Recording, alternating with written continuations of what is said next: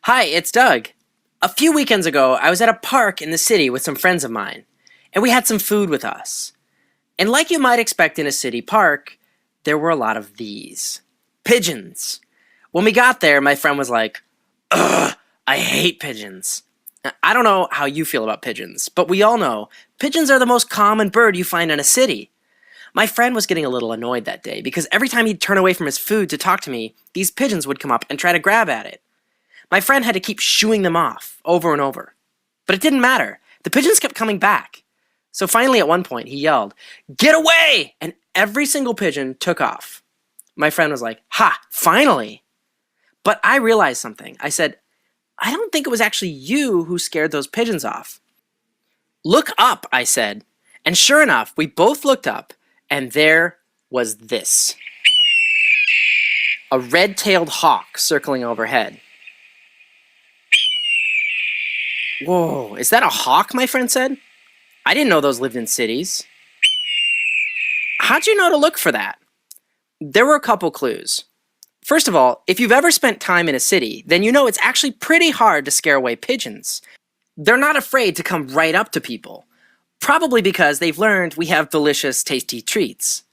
The second clue is that even though pigeons live in cities and seem not to be scared of anything, they do have one thing they're really scared of, and that's their predators, animals which hunt and eat them. Everyone knows about city pigeons, but people are surprised to find out that hawks and falcons are starting to live in cities now too, and they're doing really well. Some city hawks are even famous, like this red-tailed hawk who lives in New York City's Central Park. The people of New York City love this guy. They've named him Pale Male because he's a boy and he has some pale-colored feathers on his head. In order to live in a city, there are really only a couple things that a predator like Pale Male needs access to. In the wild, hawks prefer high places to build their nests, places like the side of a cliff. But Pale Male has figured out that in the city, skyscrapers work just as well for that. So no problem. And then, of course, any predator needs prey, the animals that it eats, in order to stay alive. In the wild, hawks prey on small birds. You know cities are full of those. So it's surprising to find wildlife other than pigeons living in cities. But you can find wildlife like hawks and falcons. And that's because every animal has some other living things that it's linked to. Pigeons are preyed upon by hawks and falcons. So where there are pigeons, there are hawks and falcons around too. Or as another example, consider this squirrel. Think about what kind of living things it's linked to. Whenever you see an animal, you can always discover the links to other wildlife by asking two simple questions. What does it eat?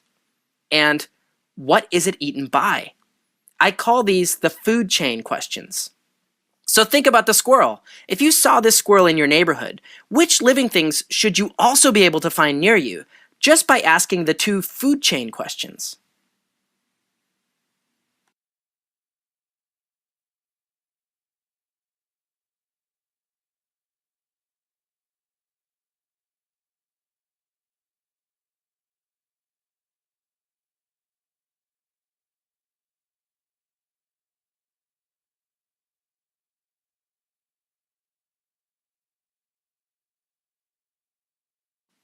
With any animal, by asking the two questions, what does it eat and what's it eaten by? You can always spot a link that the animal is part of. You might have heard that scientists call this a food chain. Now here, the squirrel is in the middle of the food chain. What does it eat? Acorns, which grow on oak trees. What's it eaten by? There are a few different predators that eat squirrels. A cat is one example. So there's a food chain linking cats to squirrels to oak trees. Now, even if you're in a place where you don't think there's any interesting wildlife, I think you'll be surprised by what kinds of animals and plants you can find if you think about the food chains. You might even find plants and animals you didn't even know existed. One of my favorite tricks for finding creatures is to look for rotting logs on the ground. If you carefully roll one over, like this guy's doing here, there's almost always some kind of interesting little bugs, like this little millipede here, or sometimes toads and tree frogs too. For example, I live in a city. Next to my apartment is this little yard that I share with our neighbors. Now, I really never would have thought anything interesting could live in this little yard, But a few weekends ago, I noticed there was an old board lying on the ground, probably left over from construction. I thought, well, let's see if my log rolling trick really works. Sure enough, when I rolled it over, I found this. It's a beetle. They have these little pinchers. And I wondered, well, what do they eat?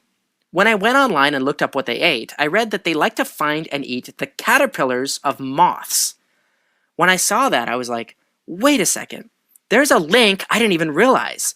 Living near my apartment are moths that fly into our stairwell every night outside our front door.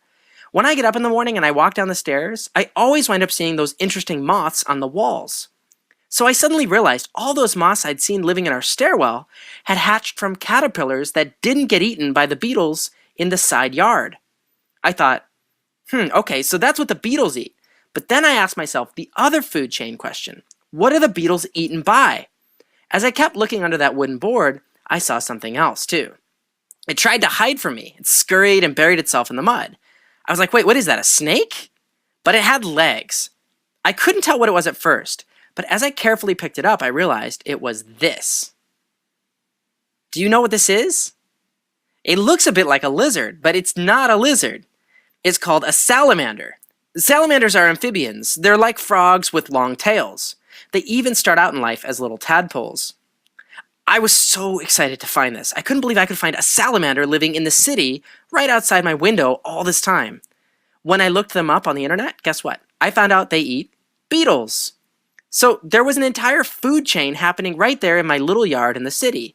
Salamanders, which eat beetles, which eat tiny moth caterpillars. All of this happening under a wooden board in my yard. What could you find where you live? Well, try my trick of looking for a log to roll over. Don't be scared. There's usually very little that can hurt you. If you do have any wildlife in your area that could be harmful, talk about that with a teacher or a parent. You might need to shake the log with your foot first. And always be sure to be gentle when you roll a log over. Place it back carefully. You wouldn't want to crush any little salamanders or beetles that live under it. Whether you find something under a log, or in a tree, or in the grass, when you do find a creature you're interested in, remember to ask yourself the food chain questions. What does it eat, and what's it eaten by? When you ask these questions, I guarantee you it will lead you to some other interesting links. So take a moment now. What are some animals you think you might be able to find in your neighborhood? And what if you ask the food chain questions? Does it lead you to think of any new animals to look for?